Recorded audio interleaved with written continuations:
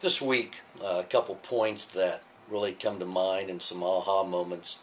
First thing about gun laws that parents and communities are trying to change that to me really make common sense is better background checks about individuals and backgrounds as far as getting guns and improve their smaller clips. I think that's common sense, and unfortunately, uh, as parents talked about, if people did the math, and unfortunately, as a shooter would have to reload their guns, and possibly other kids may be able to escape while they are reloading, instead of having huge clips, trying to reduce those clips. So those are, to me, are common sense changes for gun laws.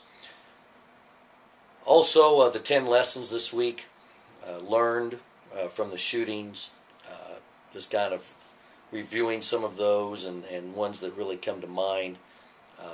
Parents should never lie for their kids, just to try to keep them out of trouble.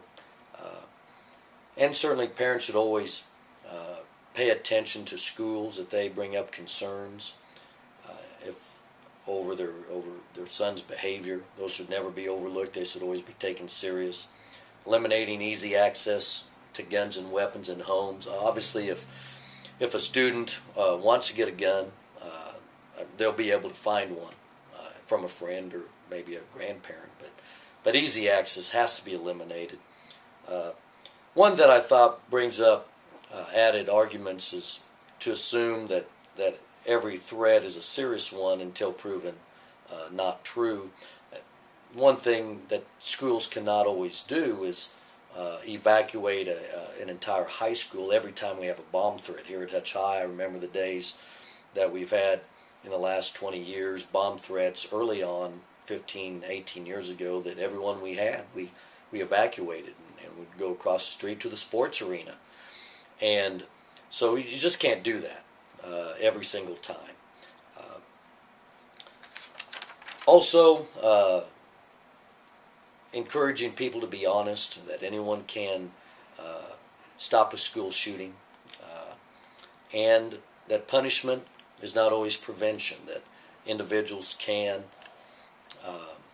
be suspended, but that doesn't mean you'll be preventing a problem. Here at Hutch High, it's a college setting, so it's very difficult to secure every single point of entry that a shooter could come in at, and that really, the limits of physical security are there, and here at Hutch High really proves that.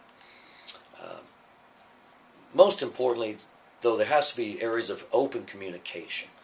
Students have to be open with other students. Students have to be very willing to communicate with administration and teachers. Teachers have to have open communication with administration, whether it's right or wrong. They have to, relay their feelings if they feel like there's a concern with a student. People cannot take a stance that it will never happen here. It will never happen in your community or at your school. You always have to be on the alert, and that's where that open communication can prevent a disaster from happening.